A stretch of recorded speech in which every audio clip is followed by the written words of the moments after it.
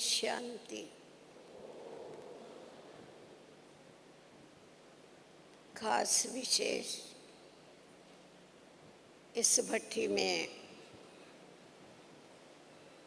और सम्मान समारोह में आए हुए प्यारे भाई और बहनों का बहुत बहुत दिल से स्वागत है, स्वागत है, स्वागत। इस ईश्वरीय विश्वविद्यालय में आप लोगों ने भी जो सन्यासियों ने, महात्माओं ने करके नहीं बताया, वो इस विद्यालय ने, शिव बाबा ने आप बच्चों के द्वारा इतना बड़ा महान कार्य, महान रिकॉर्ड आज दुनिया के सामने रखा कि कैसे प्रवृत्ति में रहते हुए भी हम निवृत्त रह सकते हैं, सर्व कार्य व्यवहार करते हुए भी न्यारे रह सकते हैं, और उसके साथ साथ सबसे बड़ी बात जिसको शास्त्र भी इम्पॉसिबल समझते हैं कि पवित्र रहना, रुई और अग्नि दोनों इकट्ठे नहीं रह सकते हैं, परंतु बाबा ने बच्चों के द्वारा ऐसा मिसाल सारी सृष्टि के सामने रखा कि इकट्ठे रहते हुए भी कैसा सरलता से अपनी पवित्र जीवन व्यतीत करते हुए कीचड़ में रहते उससे न्यारा रह करके अनेक आत्माओं को न्यारा और प्रभु का प्यारा बनाने का मिसाल आप लोगों ने सबके आगे करके बताया। इसीलिए आप एक बारी खुद को ही सब शाबाश दो, सब अपना राइट हैंड ऊपर करो, हाथ, और फिर खुद को शाबाश दो। देखो, बाबा तो बच्चों को शाबाश देता ही है, परंतु बाबा कहता, बच्चे जैसे तुम गीत गाते हो ना, वाह बाबा वाह, और उसके साथ क्या कहते हो, वाह रे मैं। हाँ, बाप तो वाह वाह है ही, परंतु बाबा के बच्चे भी कम नहीं। अभी सब चुस्त भी हो गए, शाबाश दिया ना खुद को तो चुस्ती आ गई जरे। अभी आज हम देखते हैं कि स्वमान और सम्मान, इसका व्यवहारिक रूप भी साथ साथ में देखेंगे। स्वमान का अर्थ है स्व को मानना, मैं कौन हूँ ये जानना, खुद को आत्मा मानना, ये है सबसे पहले ते पहली मेरी पहचान। और आप सबको अनुभव है, जिस दिन अब बाबा के घर में आए पहले पहले, तो पहला पाठ आपको यही पढ़ाया गया कि हे आत्मा, खुद को जान, खुद को पहचान और स्व की सीट पर सेट हो जा।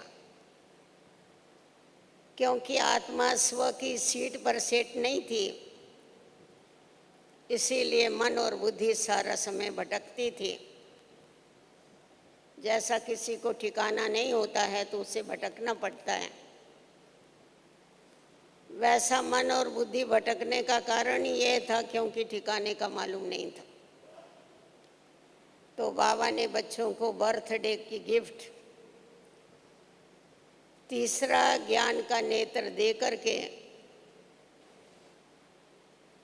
जो सोए हुए थे उनको जागृत कर दिया, और हम सबको ये रियलाइज करा दिया कि तुम आत्मा हो, और तुम जो आत्माएं हो तुम मेरी संतान। बाबा ने सिर्फ इतना ही हमें रियलाइज नहीं कराया मैं आत्मा हूँ, परंतु उसके साथ साथ मैं कौन सी क्वालिटी की आत्मा हूँ, मैं किसकी संतान हूँ, मेरी पोस्ट और पोजीशन क्या है, इसकी भी बाबा ने जानकारी दी। और सदैव उस स्थिति में रहने के लिए बाप दादा ने हम बच्चों को अनेक अनेक स्वमान, मैं समझती हूँ अगर बाबा ने दिया हुआ अगर एक स्वमान भी अगर हम याद कर लेवे तो क्या के क्या बन जाते। परंतु बाबा ने बरस के जो 365 दिन हैं उसमें अलग अलग स्वमान दिए हुए हैं, क्योंकि क्या होता है व्यक्ति को एक ही एक चीज़ देख करके, एक ही एक चीज़ खा करके, एक ही एक स्थिति में रह के थोड़ा थक जाता, इसीलिए इसमें भी वैरायटी की ज़रूरत। तो जिस समय हमें ये बाबा ने बताया कि तुम आत्माओं का स्वमान देखो कितना ऊंचा है, तुम सर्वशक्तिवान के बच्चे, मास्टर सर्वशक्तिवान, तुम इस शरीर के राजा हो, ये कर्म इंद्रियां तुम्हारे कर्मचारी हैं, तुम इसको चलाने वाले हो, इसको संभालने वाले हो, इसके द्वारा कार्य करने वाले हो। जिस समय पर हम स्व की सीट के ऊपर सेट हो गए, अपनी भ्रुकुटी के सिंहासन के ऊपर बैठ गए, राजा जब सिंहासन पर बैठ गया तो राजा का आर्डर चलना चालू हो, क्योंकि जब तक राजा सिंहासन पर नहीं है तो उसका कोई मानता नहीं है। सिंहासन छोड़ के घूमेगा तो उसका कौन जानेगा, उसे कौन पहचानेगा। तो इतना समय हमें ये जानकारी नहीं थी, परंतु बाबा ने जब हम बच्चों को ये जानकारी दी, हमने अपनी सीट के ऊपर सेट होना सीख लिया, अपने को कर्म इंद्रियों का राजा समझ करके उस स्थिति में रहना सीख लिया। तो हर एक कोई अपने से पूछे कि हे राजा, तेरी ये जो कर्म इंद्रियां हैं, तेरे ये जो कर्मचारी हैं, ये तेरे कितने कंट्रोल में रहते। क्योंकि राजा उसको ही कहेंगे जिसमें कंट्रोलिंग पावर है, राजा उसको ही कहेंगे जिसमें रूलिंग पावर। अगर कंट्रोलिंग पावर और रूलिंग पावर नहीं है तो उसको राजा नहीं कह सकते। तो बाबा ने सिर्फ हमें स्मृति नहीं दिलाई, परंतु स्मृति के साथ साथ हमें समृद्धि भी दिया कि किस रीति से तुम बच्चे अपने स्वमान की सीट के ऊपर सेट होकर के और अपने राज कारोबार को चला सकते हो। शुरू में जब भी बाबा भक्ति मार्ग में थे, साकार बाबा, उस समय की बाबा की डायरी लच्छू बहन हमेशा बताती थी, छोटी सी डायरी लिखती, बाबा रोज डायरी लिखता था अपनी। तो बाबा रात को अपनी कर्म इंद्रियों की दरबार लगाता था और अपने कर्मचारियों से पूछते थे कि हे मन मेरे, हे मन वजीर, आज तूने सारा दिन क्या नाच नचाया, तू कहाँ कहाँ गया, क्या क्या किया। और रोज बैठ कर के अपनी दिनचर्या के ऊपर ध्यान रखते हैं। तो शुरू से ही लेकर के साकार बाबा ने खुद के ऊपर मेहनत की हुई थी, इसीलिए बाबा को कर्म इंद्रियों का राजा विक्रमाजीत बनने में टाइम नहीं लगा। तो अभी हमें देखना है कि बाबा ने हमें जो मास्टर सर्वशक्तिवान बनाया, स्वमान की सीट के ऊपर सेट किया, हम कितना समय सारा दिन सवेरे से लेकर रात तक उस सीट पर सेट होते हैं, क्योंकि बहुतों को ऐसी आदत होती है वो इधर उधर घूम सकते हैं, एक जगह पर टिक के बैठ नहीं सकते हैं। थोड़ा समय बैठेंगे फिर इधर उधर घूमने चल जाएंगे, ठिकाना नहीं होता है उनको।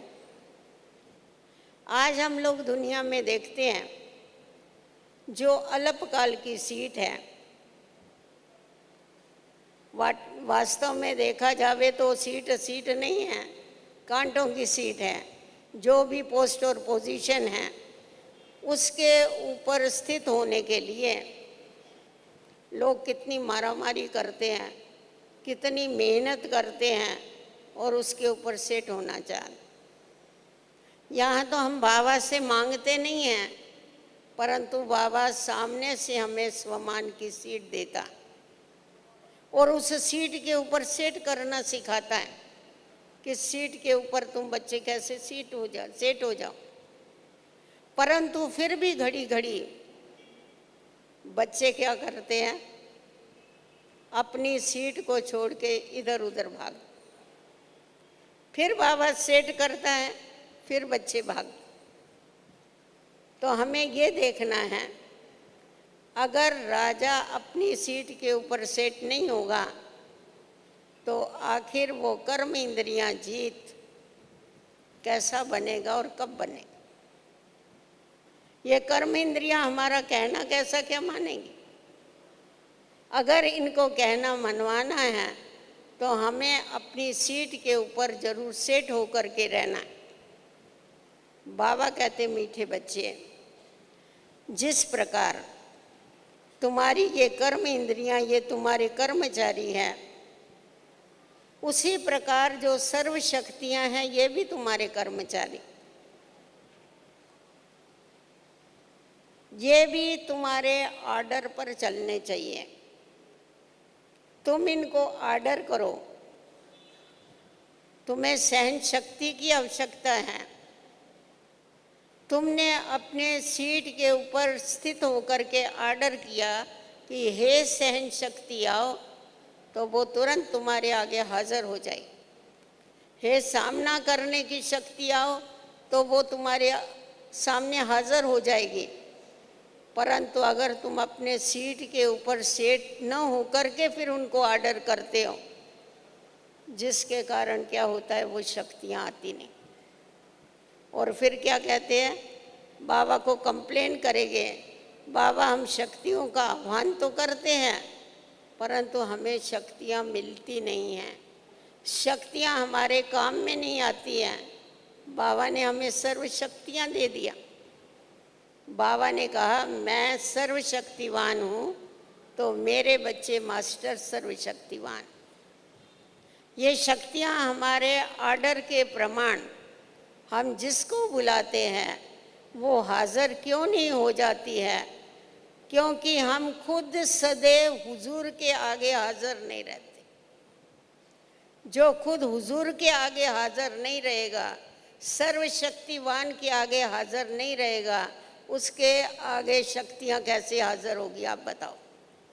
तो सबसे पहले हमें हुजूर के सामने हाजिर होना है। जब हम खुद सर्वशक्तिवान के सामने हाजिर रहते हैं, सदैव उसकी याद में रहते हैं, उसके संग में रहते हैं, तो शक्तियाँ हमारे सामने जब चाहिए तब आकर के हाजिर हो जाती। उसके बाद हम देखते हैं कि हमें बाबा ने जो पहला पाठ पक्का कराया अशरीरी बनने का, तो जितना जितना हम अशरीरी बनते हैं, शरीर से न्यारा बनते हैं, अपनी आत्मिक स्थिति में स्थित होते हैं, उतना उतना क्या होता है, कर्म इंद्रियों से न्यारा होकर के कर्म कराने से मैं करनहार हूँ और ये कर्म इंद्रियां करनहार है और मैं आत्मा करावनहार। अगर ये स्मृति हमारे को रहती है कि मैं आत्मा इन कर्म इंद्रियों के द्वारा कर्म करा रही हूँ, जब न्यारा होकर के हम कर्म कराते हैं तो ये कर्म इंद्रियां हमारे आर्डर पर चलना चालू हो जाती। उसके लिए अशरीरी बनने की बहुत बहुत आवश्यकता है। जितना जितना अशरीरी बनते हैं उतना उतना कर्म इंद्रियों के ऊपर हमारा कंट्रोल होता जाता। इसीलिए अंतर्मुखता की बहुत ही आवश्यकता है। बाबा ने हम बच्चों को बताया है कि बच्चे अंतर्मुखता की गुफा में बैठ जाओ।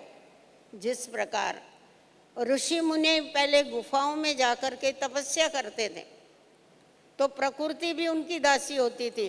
कितनी ऊंची ऊंची पहाड़ियों पर जाकर के तपस्या करते थे, वहाँ उनको भोजन मिलता। जो हिंस्र पशु पक्षी थे वो उनके आसपास घूमते थे, उनको कभी उससे नुकसान नहीं होता था, वो उनकी रखवाली करते थे बैठ के रुचियों की। क्यों? क्योंकि वो तपस्वी थे, त्यागी थे। तो वैसा ही बाबा ने हम बच्चों को बताया कि जितना जितना तुम अंतर्मुखता की गुफा में बैठ करके तपस्या करते हो, अशरीरी बन के बाप को याद करते हो, उतना उतना क्या होता है कि तुम्हारी कर्म इंद्रियां जो है, कर्म इंद्रियों से न्यारा होने के कारण कर्म इंद्रियां तुम्हारे वश में होती जाती। तुम कर्म इंद्रियों का राजा बन करके चलते हो। और सीट के ऊपर सेट होने से देखो कितना फायदा है। एक मिसाल बताते बड़ा अच्छा। बोला एक गांव था, उसका एक बड़ा नगर सेठ था। वो सारे गांव को चलाता था बैठ करके, परंतु था महाकंजूस, कभी किसी को कुछ देता नहीं था, आर्डर ही मारता था सिर्फ। पर क्या होता था, उसकी एक बहुत बड़ी खेती थी। उस खेती में जब ही वो जा कर के बैठता था, सरपंच था वहाँ का, वो जिस समय खेती में जा कर के एक जगह पर खड़ा रहता था, उस समय पर वो बड़ा उदार हो जाता था। सबको बोलेगा तुमको जो चाहिए वो लेकर के जाओ। तो गरीब आके उससे अनाज मांगते थे, कोई कपड़ा मांगते थे, कोई ज़मीन भी मांगते थे, परंतु ये महादानी बन के उनको देता रहता। और उस सीट से नीचे उतरा तो बस फिर वो कभी देता नहीं था किसी को कुछ। फिर कहता था तुमको क्या चाहिए, जाओ जाके मेहनत करो। कभी भी किसी को मदद नहीं करता। फिर एक दिन ऐसा ही कहा, वो मर गया सेठ। मरने के बाद लोगों ने कहा ये देखे तो सही खोद के, ये जहाँ खड़ा रहता था वहाँ पर ये बहुत बैठ करके दान करता था, बहुत बड़ी दिल हो जाती थी इस महाकंजूस की, क्या कारण है? तो इन्होंने वो जो पहाड़ी जैसा थोड़ा ऐसा ऊंचा था उसको खोदा तो उसके नीचे विक्रमादित्य का उनको सिंहासन में। तो बोला देखो विक्रमादित्य के सिंहासन पर खड़ा रहता था तो विक्रमादित्य की उदारता इसके अंदर आ जाती। तो स्थान का, सीट का कितना बड़ा महत्व हो गया। तो बाबा जो हम बच्चों को कहता है तुम अपनी सीट के ऊपर सेट हो जाओ। तो जब हम अपनी सीट के ऊपर सेट हो जाते हैं तो स्व की सीट के ऊपर सेट होने से हम दाता के बच्चे दाता बन करके अनेक आत्माओं को क्या करते हैं, उनको भी बाबा से प्राप्त की हुई सर्व प्राप्तियां करा सकते।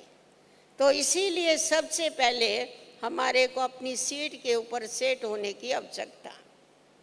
उसके लिए थोड़ा अंतर्मुखता का अभ्यास, आत्मिक स्थिति का अभ्यास, एकांत का अभ्यास, जैसा जैसा हम करते जाते हैं वैसा वैसा अपनी सीट के ऊपर सेट रहते। तभी बाबा कहता है बच्चे स्व चिंतन करो, स्व दर्शन करो कि हम सारा समय उस सीट पर सेट रहते हैं। क्योंकि बाबा ने अनेक सीट दी हुई है। जैसा बाबा ने विश्व कल्याणी का हमारे को स्वमान दिया, तो अच्छा मैं विश्व कल्याणी हूँ, बाबा ने ये स्वमान दिया, उस स्वमान में स्थित हो जाओ। अगर हम उस स्वमान में स्थित होते हैं तो विश्व कल्याण की हमारे को तात लगती कि हमें क्या करना है, सर्व का कल्याण करने का है। वैसे देखो आप देखेंगे जज जो है वो घर में भी जज ही होता है, पर जिस समय वो कोर्ट में सीट के ऊपर बैठता है उस समय उसका नशा देखो, उस समय उसकी खुशी देखो, कितना अलग फर्क है। उसी प्रकार जिस समय हम अपने स्वमान की सीट के ऊपर सेट हो जाते हैं तो वो जो क्वालिफिकेशन है सीट की, जैसा कल्याणकारी की सीट है उसके ऊपर हम स्वमान में स्थित हो गए तो कल्याण करने की भावना हमारे अंदर, वो कल्याण करने की शक्ति हमारे अंदर आ जाती है। ऐसा अलग अलग स्वमान में स्थित होकर के हम अपनी स्थिति को ऊंचा बनाते। अभी दूसरी बात रही सम्मान की। बाबा कहता है कि बच्चे, तुम्हें खुद के सम्मान की सीट पर सेट होना है, तुम्हें औरों को सम्मान देना है, खुद स्वमान में रहना है, औरों को सम्मान देना। जो खुद स्वमान में रहता है वो दूसरों को भी जरूर सम्मान देगा। सम्मान देने वाला कभी उसका कभी कोई अपमान कर नहीं सकता। स्वमान देने वाला कभी दूसरे का अपमान नहीं कर सकता। जिस प्रकार देखो हम देखते हैं हमारी जो जड़ मूर्तियां हैं, देवी देवताएं जो सम्मान में स्थित थी, आज तक क्या है उनका कितना पूजन और कितना गायन होता। आज भी मंदिरों में भगत जा करके अपने पाप उनके आगे बोलते हैं। हम क्या है, मैं पापी हूँ, कपटी हूँ, नीच, अपने पाप बोलेंगे और उनकी महिमा करेंगे, उनके आगे हाथ जोड़े। उनका कोई अपमान नहीं कर सकता, उनका सम्मान करेंगे। परंतु खुद की जो ओरिजिनल स्थिति है, आप ऐसा ही किसी को बोलो तुम पापी है या कपटी है, देखो क्या उसकी रिजल्ट क्या होगी। वो अपने कर्म करके बताएगा। वैसे उसको कितना इंसल्ट फील होगा। पर कितना भी बड़ा व्यक्ति होने दो, आज देवी देवताओं के मंदिर में जाके अपनी असली जो स्थिति है उसका उसके आगे वर्णन करते, उससे शक्ति लेने की कोशिश करते हैं। तो हमारी जड़ मूर्तियों में इतनी ताकत है, उनका कोई अपमान नहीं करता है। उल्टा क्या करते, खुद को ही वो चित्र, खुद का चित्र देख करके खुद को बदली होने की वहाँ जाके इच्छा रखते। तो बाबा कहता है कि जिस समय तुम अपनी ओरिजिनल स्टेज में स्थित होते हो तो उस समय क्या होता है, सामने वाली आत्माओं को भी खुद की स्थिति का क्या होता है, दर्शन होता। तो अभी हमें दूसरों को जो सम्मान देना है, औरों को सम्मान देना, क्योंकि जो स्व का स्व सम्मान की सीट के ऊपर रहता है वो बड़ों को हमेशा रिगार्ड देगा। वो जो बराबरी वाले होंगे उनको रिस्पेक्ट देगा, और जो छोटे होंगे उसको छोटा नहीं समझेगा, परंतु उसको समान बनाने के लिए उसके ऊपर मेहनत करे। उसको तीनों के लिए क्या होगा, तीनों के लिए उसके लिए अंदर में ये भावनाएं हो। वो बड़ों का हमेशा रिगार्ड रख करके चलेगा। तो जब बड़ों का वो रिगार्ड रख करके चलता है, बड़ों की आज्ञाओं पर चलता है, हमारा बड़े से बड़ा है बाबा, उसकी आज्ञा का कभी भी उल्लंघन नहीं करेगा। जैसे हमने मम्मा को देखा, बाबा ने जितने बजे भी, जिस समय भी, जिस भी परिस्थिति में मम्मा को जो भी बोला, मम्मा ने कभी ना नहीं बोला, सदैव जी बाबा का। उसी समय बाबा ने, बाबा के जो महावाक्य उच्चारण हुए, बाबा का जो डायरेक्शन हुआ, उस डायरेक्शन को मम्मा ने प्रैक्टिकल में कार्य में लगाया। उस डायरेक्शन पर मम्मा चल के बताई, इसीलिए आज मम्मा मम्मा बन गई। बाबा बहुत बारी बोलते थे, देखो बच्चे, बाबा तो नंबर 1 है, परंतु तुम्हारी माँ तो +1, नंबर 1 से भी आगे +1। इसीलिए पहले राधा पीछे कृष्ण, पहले लक्ष्मी पीछे नारायण। तो ये पहले कैसी क्या बन गई, पीछे आई, और पहले कैसी बनी, क्योंकि उसमें यही था रिगार्ड देना। उसको बाप के लिए भी रिगार्ड था, दादा के लिए भी रिगार्ड, सबके लिए रिगार्ड।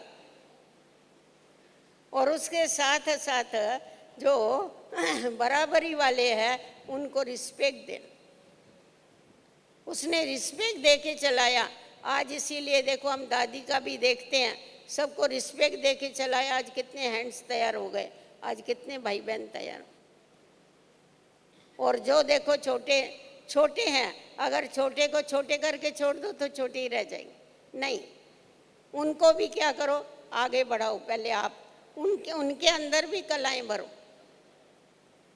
तो ये जो कला भरने की बात, ये जो औरों को ऊंचा उठाने की बात है, ये है सम्मान देने की बात। हर एक व्यक्ति सम्मान चाहता, परंतु सम्मान जो है वो मांगने से नहीं मिलता है, वो देने से मिलता है। अगर हम औरों का सम्मान रखते हैं तो और हमारा भी क्या करते हैं, सम्मान करते हैं। तो बताते एक बारी क्या हुआ, दो राजाओं का आपस में बहुत घनघोर युद्ध हुआ, एक की हार हो गई। तो उसको सैनिकों ने क्या किया, राजा को दूसरे दिन बंदी बना करके जिसकी जीत हुई थी उसके सामने आकर के उसको खड़ा किया। जब वो बंदी बन करके आया, नहीं तो वो भी बड़ा शक्तिशाली राजा था, परंतु वो जिस समय बंदी बन करके आया उसके सामने, तो राजा ने उससे पूछा, राजा सिंहासन पर बैठा था, राजा ने कहा, राजा तेरे को मेरे से क्या अपेक्षा है। तो जो बंदी बना हुआ राजा था उसने कहा, मेरे को आपसे यही अपेक्षा है जो एक राजा को दूसरे राजा से अपेक्षा हो। राजा समझ गया और वो सिंहासन से उठ के उस राजा को बंधन से छुड़ा के अपने बाजू में ला करके बिठाया। एक राजा को दूसरे राजा के लिए क्या अपेक्षा होगी कि वो मेरे को समान चलावे। अब तो ये जो बाबा कहते हैं कि बच्चे सम्मान दो, तो कोई समझो कैसी भी आत्माएं हैं, विकारी आत्माएं हैं या कोई पुरुषार्थी आत्माएं या कैसी भी आत्माएं हैं, उनको भी सम्मान दो। अर्थात ही उनको आगे बढ़ाने के लिए तुम उनको आगे करो, पहले आपका पाठ पक्का करो। तो जितना जितना हम एक दो को आगे करते हैं, आगे करना ही आगे होना है। हम खुद ही देखते हैं, इतना बड़ा यज्ञ, इतना बड़ा सारा कार्य हुआ, ईश्वरीय कार्य चल रहा है, परंतु बाबा ने कभी भी ऐसा नहीं कहा कि मैंने ये किया। साकार बाबा ने कभी आप देखेंगे ऐसा कहा मैंने किया, मम्मा ने कभी कहा मैंने किया, नहीं। इन बच्चों के द्वारा बाबा कराता है, इन बच्चों के द्वारा करा। सदैव क्या किया बाबा ने, बच्चों को आगे रखा, खुद गुप्त हो गया और बच्चों को क्या किया बाबा ने, प्रत्यक्ष किया। आज भी देखो नाम लेते हैं तो किसका लेते हैं, सब ब्रह्मा का नाम नहीं लेते लोग, ब्रह्मा कुमारियों का ज्ञान बहुत अच्छा है, देने वाला भी छूटा, जिसके द्वारा देता है वो भी छूटा, जो सुनने वाले उनका नाम आ रहा है ना। ऐसा आप लोगों को भी बोले, अरे ब्रह्मा कुमारी के पास जाती है आप लोगों का ज्ञान बड़ा अच्छा, परंतु ज्ञान आया कहाँ से, ज्ञान दिया किसने, किसके द्वारा दिया। तो उन्होंने क्या किया, खुद को गुप्त रख दिया और हम बच्चों को क्या कर दिया, प्रत्यक्ष कर। तो ये देखो कितनी बड़ी महानता है। और हम देखते हैं जिसने आगे रखा, नंबर 1 किसका आया, नंबर 1 उसी का ही आया। उसने सदैव बच्चों को आगे रखा, साकार बाबा ने भी, परंतु नंबर 1 तो ब्रह्मा का ही आया, नंबर 2 नहीं आया उसका। तो बाबा ने हम बच्चों को ये बताया कि व्यवहार में कोई कैसी भी आत्मा है, क्योंकि आप प्रवृत्ति में रहते हो, तो आप लोगों के पास दोनों भी है, ज्ञानी और अज्ञानी दोनों साथ साथ चलते हैं।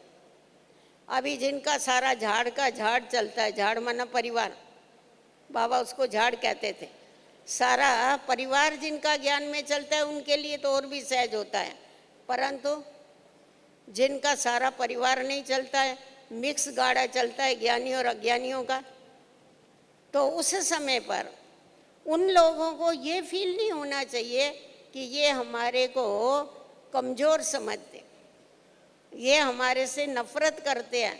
कभी कभी हमारे भाई बहनों को बहुत नशा चढ़ जाता है ज्ञान का, अरे ये लोग तो है ही अज्ञानी ना। बाबा ने कभी ऐसा किया नहीं। ज्ञानियों को अगर हमें ज्ञानी बनाना है तो उसके लिए क्या करना पड़ेगा, आप ये हमेशा ध्यान में रखो, जो परिवार वाले हैं, जो संबंध संपर्क वाले हैं, वो आपके ज्ञान सुनाने से कभी प्रभावित नहीं होने वाले। आप कितना भी अच्छा उनको ज्ञान सुना दो, उससे वो प्रभावित नहीं होंगे, बाहर वाले प्रभावित होंगे, परंतु जो मित्र संबंधी है वो कभी प्रभावित नहीं होते हैं। वो प्रभावित किससे होते हैं, हमारे कर्मों से। बाबा जो हमेशा कहते हैं, बच्चे सबसे बड़ी सेवा जो है वो कर्मों की सेवा, श्रेष्ठ सेवा वो है। तो लौकिक परिवार का अगर उद्धार करना है तो उसका उद्धार करने का तरीका ये है, हमारे कर्म श्रीमत के अनुसार हो, हमारे कर्म बाबा की आज्ञाओं के अनुसार हो, हमारी दिनचर्या एक्यूरेट हो। कभी कभी क्या होता है, चलते चलते बाबा कहता है बच्चे बेफिक्र बादशाह बन जाओ, परंतु बेफिक्र बनते बनते कभी कभी बच्चे बेपरवाह बादशाह बन जाते। परवाह नहीं, किसी की परवाह नहीं। हमारे को क्या परवाह है, बात भी ऐसी, हमको क्या परवाह है, हमको तो भगवान मिला है। अरे परवाह क्यों नहीं है, परवाह तो रखनी पड़ती है एकदम, परवाह तो रखनी। सामने वाले को ऐसा लगेगा अरे इनको कोई परवाह नहीं है हमारी। भगवान कहता है मेरे को भी तुम्हारी परवाह है, तुम्हारे बगैर मैं कुछ नहीं कर सकता। वास्तव में देखा जावे तो बाबा सर्वशक्तिवान है, वो क्या नहीं कर सकते, वो सब कुछ कर सकता है। परंतु हम बच्चों का भाग्य बनाने के लिए हमें आगे रखता है, हमारे द्वारा कराता है, नहीं तो हमारा भविष्य बने कैसा।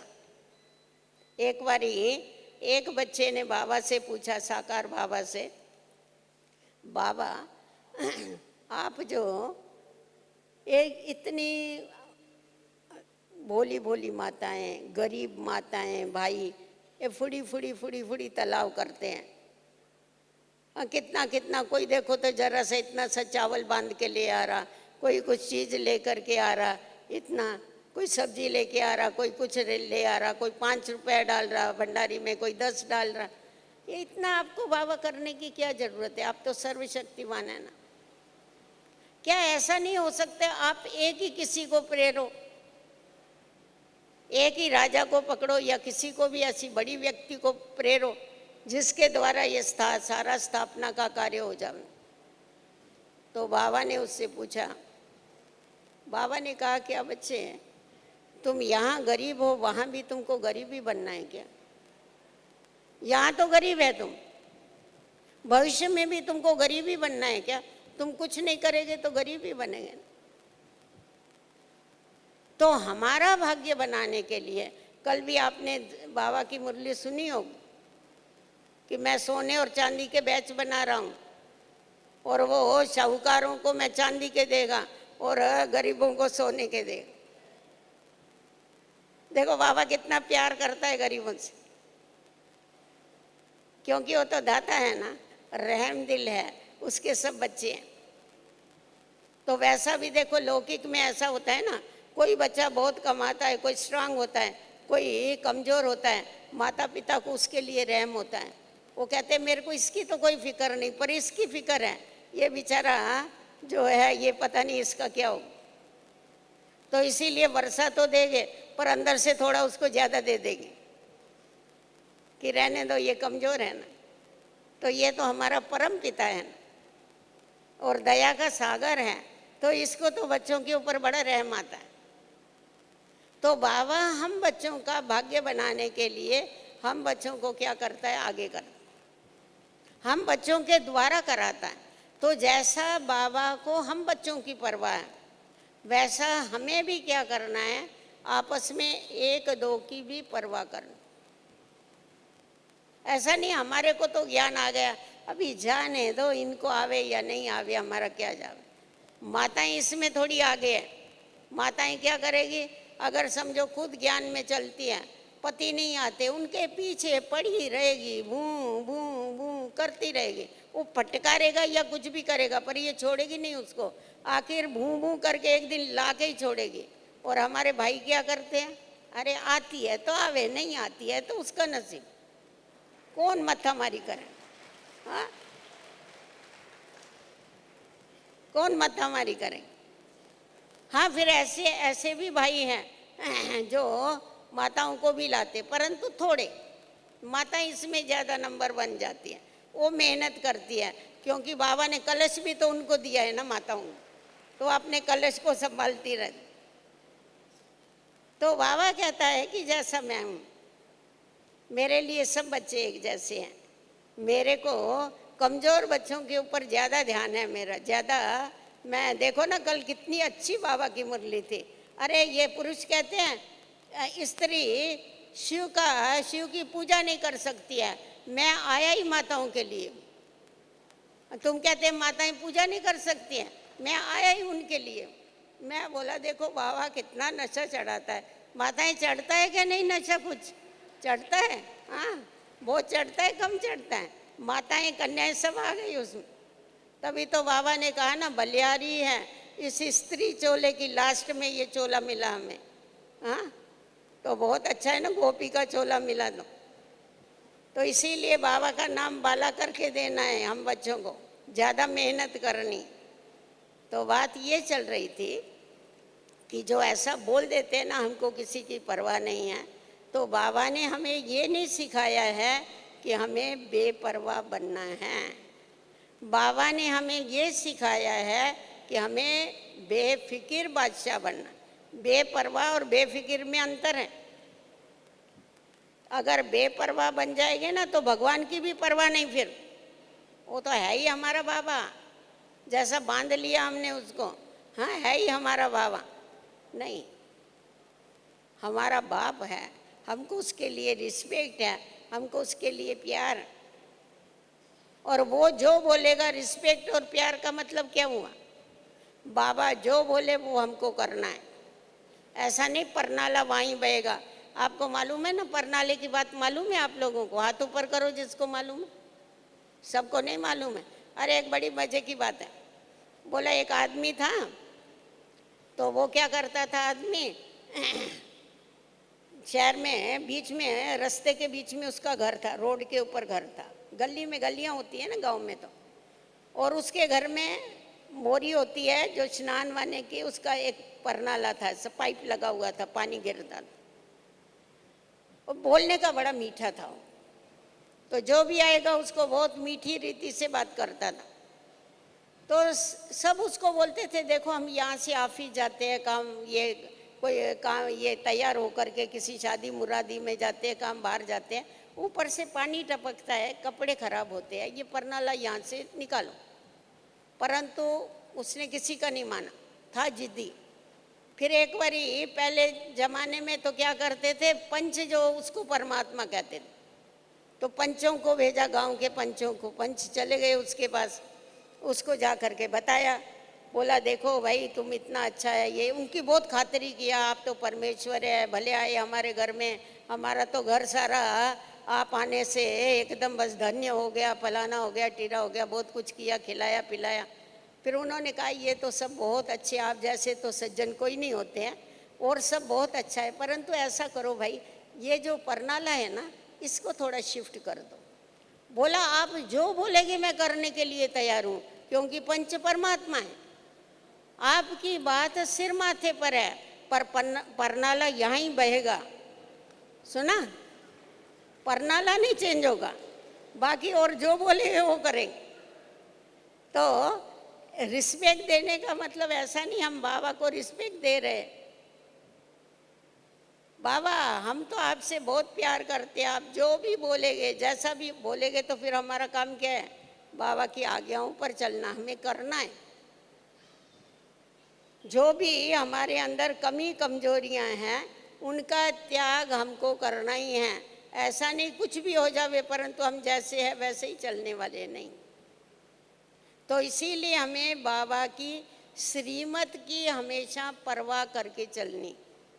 बाबा की श्रीमत की परवाह करनी है, आपस में एक दो की परवाह करनी है, ब्राह्मण परिवार में आपस में हमें लौकिक परिवार की भी परवाह रखनी है, उनके साथ भी हमें तोड़ निभाना है। तोड़ के जाना नहीं है परंतु निभाना है। बाबा ने बड़ी अच्छी युक्ति बताई हुई है, तोड़ के भागना नहीं सिखाया, तोड़ के निभाना सिखाया। पर कभी कभी क्या करते हैं बच्चे, अपनी फेवर की बात उठा लेते हैं, हमको तो निभाना पड़ता है ना, फिर फंस के निभाते हैं। परंतु बाबा ने ये नहीं सिखाया। बाबा ने कहा तुम्हें उनसे पहले बुद्धि का योग तोड़ना है, उसके बाद निभाना, क्योंकि तुम्हें नष्टो मोहा स्मृति लब्धा बनना। तो सामने वाले को तुम रिस्पेक्ट भी दो, सामने वाले का आदर भी करो, सामने वाले की परवाह भी करो, परंतु अपने जो ईश्वरीय नियम हैं वो तुमको कभी भी तोड़ने नहीं हैं। उनकी तुम्हारे को पहले सबसे बड़ी परवाह करनी है। आप लोगों को मालूम है, ब्रिजेंद्र दादी बड़ी अच्छी साकार बाबा की बातें सुनाती थी। तो कहा जिस समय बाबा जवारी का धंधा करते थे उस समय ये सब राजाएं बाबा के पास आते थे, वहाँ इसमें बाबा से खरीदारी करने, कलकत्ता या कराची, उधर कलकत्ते में हमेशा ज़्यादा तो पेड़ी पर वहाँ आते थे। तो क्योंकि ये राजाओं का जिस समय नेपाल के भी राजाएं आते थे, उदयपुर जयपुर इधर के सब राजाएं आते, और इनका ऐसा नियम होता है, ये जब भी राज दरबार इनकी लगती है ये पुराने गहने नहीं पहनते।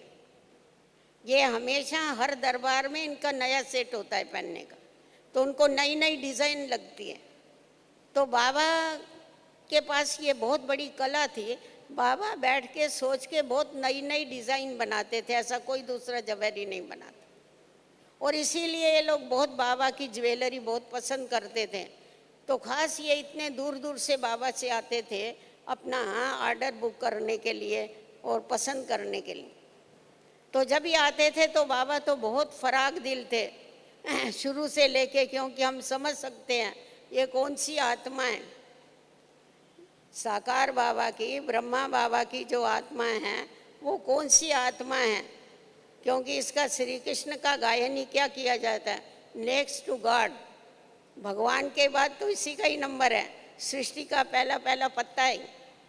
तो बाबा की वो जो उदारता, वो जो दातापन है, वो बाबा के कर्मों में दिखाई पड़ता था।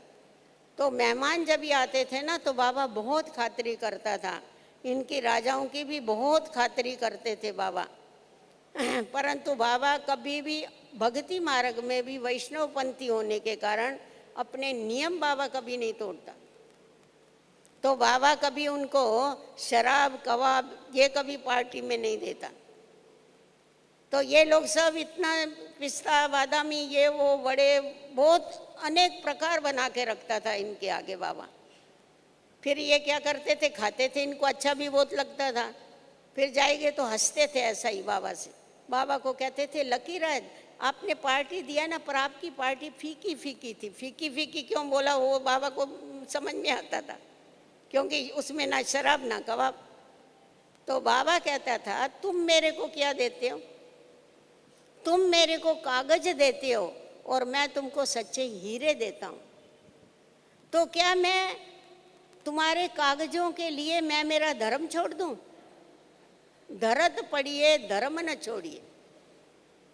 मैं कभी भी अपना धर्म नहीं छोड़ सकता उसके लिए कागजों के पीछे।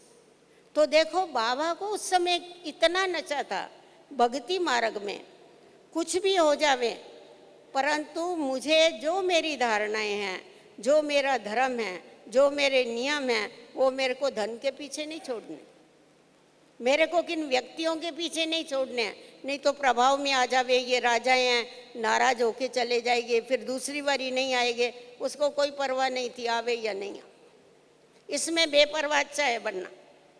यहाँ कभी कभी परवाह करते हैं ऐसी बातों की, ऐसा करेंगे ना तो फिर उन लोगों को नहीं अच्छा लगेगा, फिर थोड़ा करना पड़ता है, फिर थोड़ा खा लेते शादी में, फिर कर लेते, फिर थोड़ा थोड़ा होके हम ही थोड़ा हो जाते, फिर ऐसा हो जाता। परंतु सचमुच अगर देखें हम कैसे बाप के बच्चे, देखो ना हमारा बाप कितना पावरफुल है। शिव बाबा तो है ही सर्वशक्तिवान, परंतु साकार बाप भी कम नहीं। तो इसीलिए हमें ये बातों को ध्यान में रख के बाबा हमेशा कहता था बच्चे ऐसा काम करो सांप भी मरे लाठी भी नहीं टूटे। तुम अपना काम जरूर निकालो, सामने वाला नाराज भी नहीं होवे, तुम्हारे भी नियम धर्म जो है वो तुम्हारे जैसे है वैसे ही रहे, वो कभी भी तुम उसमें कभी भी ढीले नहीं पड़ना। और मन को तो आप कभी लूज नहीं छोड़ना। एक बारी अगर हम कर्म इंद्रियों को लूज छोड़ दिया ना तो वो बस फिर लूज ही हो जाती है, उसके ऊपर कभी भी कंट्रोल नहीं आता। उनको तो हमें बरोबर कायदेशीर चलाना ही है। इसीलिए जो ईश्वरीय नियम है, अमृत वेले से लेके रात तक सोने तक उन ईश्वरीय नियमों की हमेशा हमें चेकिंग करनी है कि हम उन नियमों के ऊपर चलते हैं। अगर हमारा जीवन नियमबद्ध है, हम अगर सदैव नियमों के ऊपर चलते रहते हैं, तो कर्म इंद्रियां जीत हम बहुत जल्दी बन सकते हैं। अगर हम छूट दे देते हैं, अभी देखो अमृत वेला ही है, अगर इसमें हमने छूट दे दिया कर्म इंद्रियों, ठीक है ना, अभी नींद आती है ना, आज सो जाएगा, आज सिर दुखेगा मेरा, कल टांग दुखेगी, परसों पेट दुखेगा, दुखता उसी समय जब भी मेरी कमाई करने का समय हो, है ना, ऐसा ही जब भी कमाई करने का समय होगा तभी दुखेगा, उसके बाद ठीक हो जाएगा।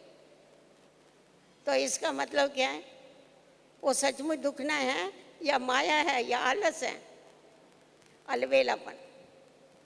तो अगर थोड़ा भी हम अलवेला बने तो माया को चांस मिल जाता है आने का। इसीलिए हमें ना बेपरवाह बनना है, ना हमें कभी अलवेला बनना है, क्योंकि हम सब रूहानी मिलिट्री में हैं। तो जो मिलिट्री में होते हैं वो कितने चुस्त होते हैं, उसमें सुस्ती नहीं चलती है, उसमें अलवेलापन नहीं चलता। तो बाबा कहते हैं तुम सोल्जर हैं, माया के साथ तुम्हारी युद्ध चल रही है, तो इसीलिए हमें बहुत अलर्ट और बड़ा पंचुअल रहना। तो जितना जितना हम इन बातों का ध्यान दे करके चलते हैं, उतना उतना हमारा जीवन जो है वो नियमबद्ध बनता जाता है, मर्यादा पुरुषोत्तम बनता जाता है। तो ऐसा नहीं, देखो देवी देवताओं का गायन है ना, सर्वगुण संपन्न 16 कला संपूर्ण, संपूर्ण निर्विकारी मर्यादा पुरुषोत्तम, वहाँ वो मर्यादा पुरुषोत्तम उनका गायन है, परंतु मर्यादा पुरुषोत्तम हमको यहाँ बनना है। जब हम यहाँ ईश्वरीय मर्यादाओं पर चलेंगे तभी हम वहाँ मर्यादा पुरुषोत्तम कहलाएंगे। तो इसीलिए हमें सदैव एक दो के संबंध और संपर्क में आते हुए बहुत मर्यादाओं में रह करके चलना है। चाहे लौकिक के साथ चलो, चाहे अलौकिक के साथ चलो, अपनी ईश्वरीय मर्यादाएं कभी भी हमको छोड़ के नहीं चलनी है।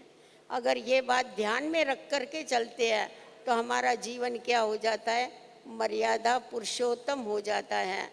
क्योंकि ब्राह्मणों को क्या कहा जाता है, ब्राह्मण माना सर्वोत्तम कुलभूषण, ब्राह्मण माना संगम युगी, ब्राह्मण माना सर्वोत्तम कुलभूषण, सर्व कुलों के हम आभूषण हैं। आभूषण का मतलब क्या होता है, आभूषण माना गहने। गहने किसके लिए पहने जाते, शोभा बढ़ती है इसलिए पहने जाते। तो जैसे वो स्थूल गहनों से शोभा होती है, वैसे हमारे इस ब्राह्मण जीवन ये ऐसी जीवन है जो सर्व कुलों की वो शोभा है। तो शोभा कभी होगी जब हमारे अंदर वो दिव्यता होगी। तो अपनी दिनचर्या को ऐसा बनाओ, साधारण दिनचर्या नहीं बना। अगर साधारण दिनचर्या जैसे हम पहले चलते थे अगर वैसा चलेंगे, या जैसे लोग चलते हैं वैसा चलेंगे, तो क्या हो जाएगा, हमारी लौकिक दिनचर्या जो है उसके कारण किसी के ऊपर आप प्रभाव नहीं डाल सकेंगे। प्रभाव डालने के लिए अपने में अलौकिकता लाने की आवश्यकता। अलौकिकता लाना माना कोई मत्थे के ऊपर थोड़े लिख के घूमेंगे कि हम अलौकिक है, नहीं। हमारा बोलना, हमारा चलना, वो अगर हमारे अंदर दिव्य गुण है तो दिव्य गुण क्या होंगे, औरों को भी उसकी अनुभूति होगी। इसीलिए अपने कर्मों की, अपने संकल्पों की चेकिंग चाहिए। अगर संकल्पों में ही चेकिंग होगी ना तो कर्म हमारे श्रेष्ठ बन जाए। अगर संकल्पों के ऊपर कंट्रोल नहीं होगा तो वाणी और कर्म के ऊपर भी कंट्रोल नहीं होगा।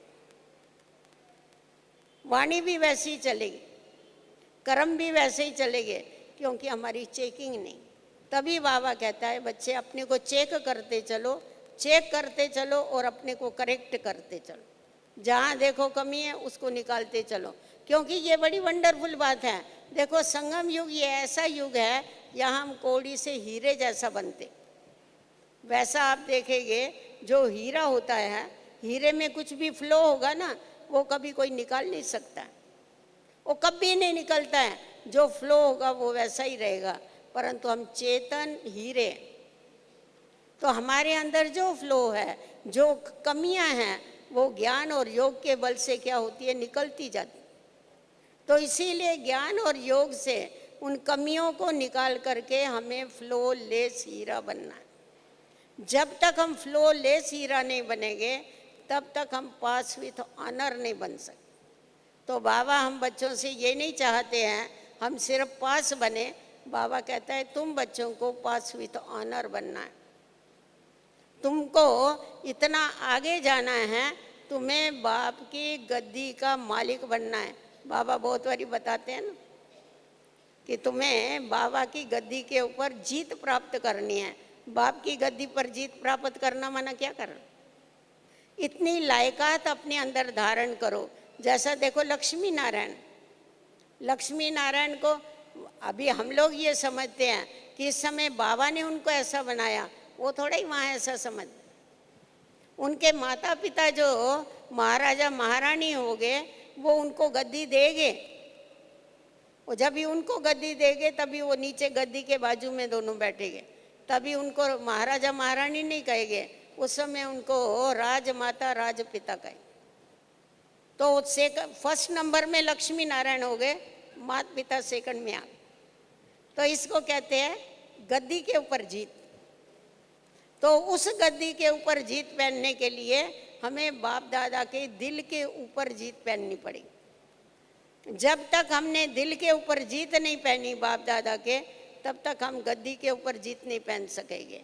परंतु बाबा के दिल के ऊपर जीत प्राप्त करना माना बाबा के दिल पर अपनी जगह बनाने के लिए हमें क्या करना पड़ेगा, सदैव हमारे दिल में एक ही बाबा रहे। आप लोग गीत भी क्या गाते हम सब, मेरा तो क्या कौन है, मेरा तो एक बाबा दूसरा नहीं कोई। तो सचमुच सारी दिनचर्या में ये चेक करो कि मेरा एक बाबा है या और भी कोई है। मैं सदैव राजा बेटा बन के बाबा का चलता हूँ, अपनी राज सिंहासन पर बैठ के औरों को भी हम जैसा राजा जैसा व्यवहार, अर्थात तो उनको भी रिस्पेक्ट दे करके हम चलते हैं, क्योंकि वो भी तो राजा हैं ना। बाबा कहता है बच्चे तुम बात करने की भी बाबा ने विधि बताई है, बात करो तो क्या करो, सामने को आत्मा, सामने वाले को आत्मा देख करके बात करो। आप लोग प्रवृत्ति में रह के पवित्र किस आधार पर रहते हो, इसी आधार पर रहते हो कि खुद भी आत्मिक स्थिति में रहो, सामने वाले को भी आत्मा देखो। तो क्या है, जब मैं भी आत्मा वो भी आत्मा, तो विषय विकार क्या होते, आप ही भाग जाते हैं। कितनी सरल युक्ति बाबा ने हम बच्चों को बताई है। वैसे आप देखेंगे मनुष्य जो भी आपको कार्य देंगे ना, वो ऑर्डर कर डालेंगे, ये काम तुमको करना है, जाओ, सिर्फ ऑर्डर देंगे और कुछ नहीं देंगे। परंतु बाबा हमको जो कार्य देता है, आपको ऑर्डर भी देगा, साथ साथ में युक्तियाँ भी बताएगा, साथ साथ में शक्ति भी देगा। तो बाबा ने ऑर्डर किया बच्चे प्रवृत्ति में रह के पवित्र रहना है, पर कैसा रहना है ये भी बताया, पवित्र रहने के लिए शक्ति भी दिया। ये इसको कहा जाता है भगवान। वो उसके पास युक्तियाँ भी बहुत है और सर्वशक्तिवान होने के कारण उसके पास शक्तियाँ भी बहुत है। परंतु सिर्फ कहता है तुम राजा बच्चों को क्या करना है, अपने राज सिंहासन बैठ के राज सिंहासन पर तुम अपना राज चलाओ। अर्थात इस समय स्वराज अधिकारी सो विश्व राज अधिकारी बन कर के बताओ। ये बाबा की हम बच्चों के लिए बहुत बड़ी आश है, जो हम बच्चे ही पूरी कर सकते हैं। ओम शांति।